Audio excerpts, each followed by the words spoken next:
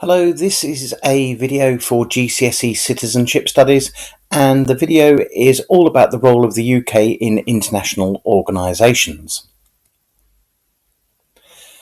Okay, so one of the things that I think that we often forget is that the UK has a significant role in a number of different international organisations. I think one of the things to say is that these are often quite confusing, not least because they involve lots of flags, anthems and agreements, and also because some of these organisations are better known than others, and some of them, just sort of disappear in the background and we forget about them. So the first organisation that I'm going to talk about, and probably the one that's best known, is the United Nations. Now, the United Nations was formed after World War II. It's comprised of 193 member states. Basically, if you are a country, you belong to the United Nations. And its main role is to address the world's problems and to try to prevent the horrors of war from reoccurring.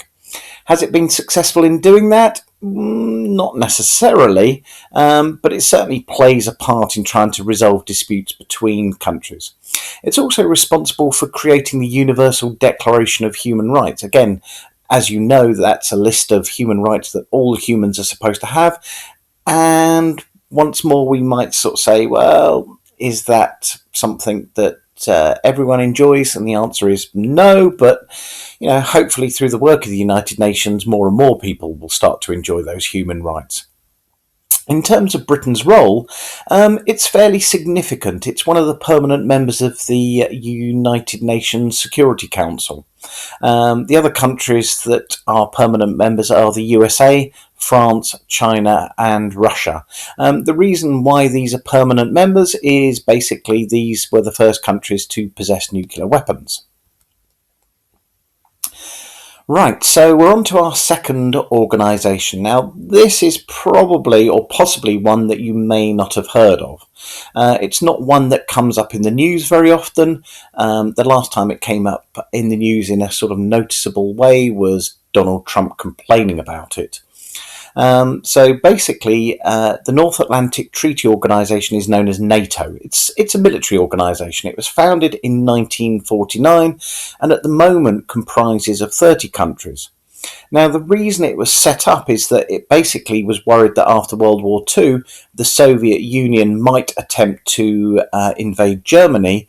And as a result of that, various countries got together and said, look, if Germany is invaded by the Soviet Union, we will fight back. Now, since the 1980s, late 1980s, early 1990s, the Soviet Union's power has declined. And since its collapse, basically NATO has had a different role in intervening in countries such as Afghanistan, Iraq and Bosnia and Herzegovina. The reason why is that these are countries where perhaps Western influence could be under threat, through terrorism or perhaps restriction of supplies of oil and things like that. And therefore NATO operates in order to protect Western interests in these countries. Okay, so here's another one that you're probably really familiar with, which is the European Union. And the European Union was founded in 1957, and it began life as the EEC. Now, sometimes you might hear people talk about the European Union as the EEC, and they mean the same kind of thing, although there's a difference between the two. Now, the European Economic Community, or EEC, was created basically to help European countries recover after World War II. It made trade between them sort of easier, and we'll talk about that a little bit later. As it kind of developed over time, more and more countries were admitted. Britain was admitted in 1973, although it left in 2020 after the referendum in 2016. So this is also, quite a complicated organisation.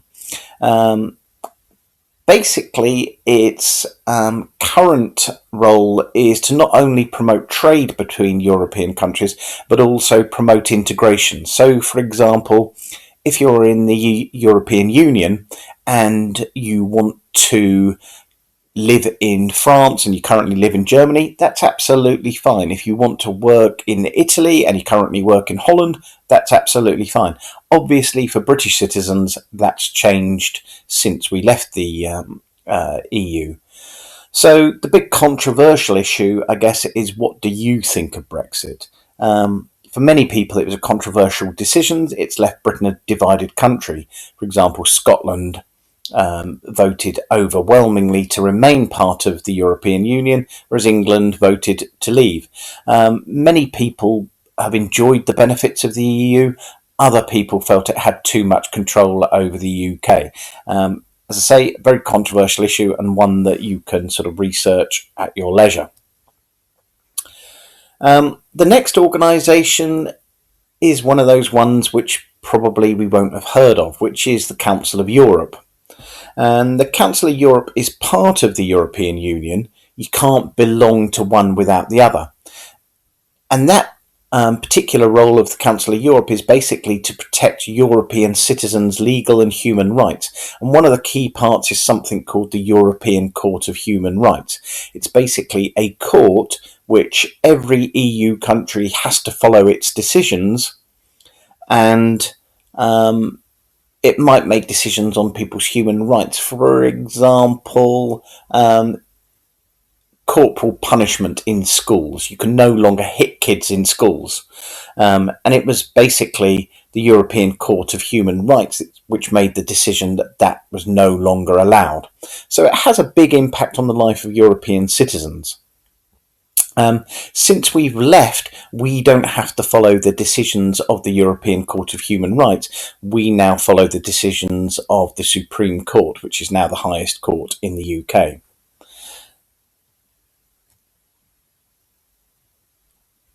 Okay, here's one which, again, some people may have heard of, some people may not have heard of, but it's the Commonwealth.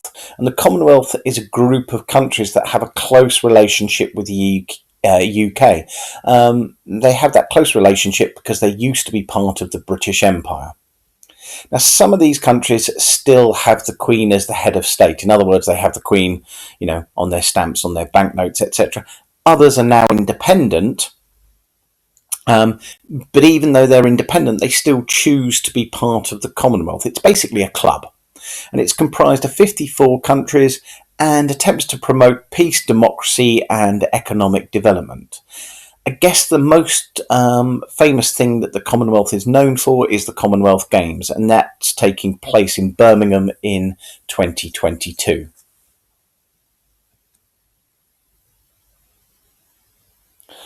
Right, so here's another organisation which you possibly won't have heard of, which is the World Trade Organization. So the World Trade Organization was formed in 1947, and again, it's an economic organisation. It attempts to help countries trade with one another. Currently has 164 members, so not quite as many members as the United Nations. It accounts for about 96% of the world's population. And what it does is it attempts to reduce tariffs between countries and negotiate trade deals. Now, quite rightly, you might be sitting here saying, well, so what? What does that mean?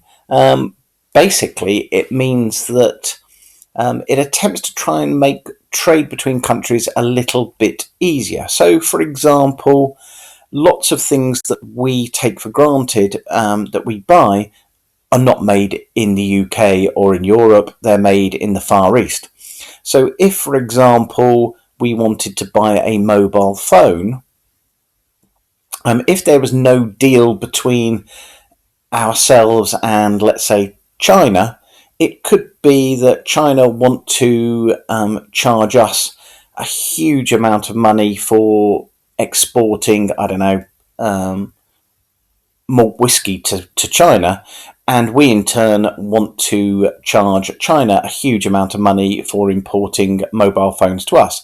Now that would mean that the Chinese couldn't buy malt whiskey unless they were very wealthy, and we couldn't buy mobile phones unless we were very wealthy. By having trade agreements, it makes it a lot easier to trade between countries.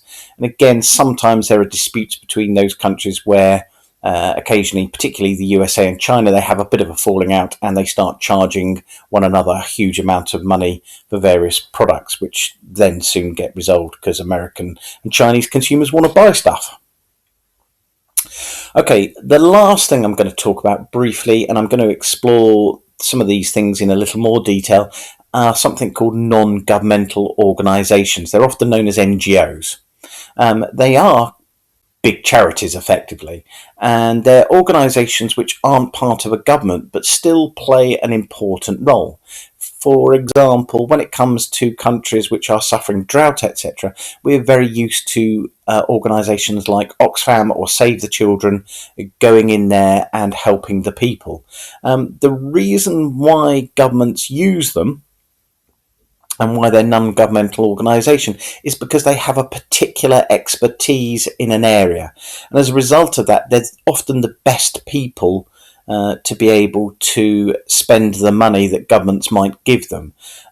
In the past, governments have given money to countries to try and help them, only to find that that money has been spent by big dictators on buying, aeroplanes and palaces and stuff like that, and it doesn't actually end up with the people who need it most. So by using an NGO, it means that we can help the people in other countries and know that the money is going to go to them.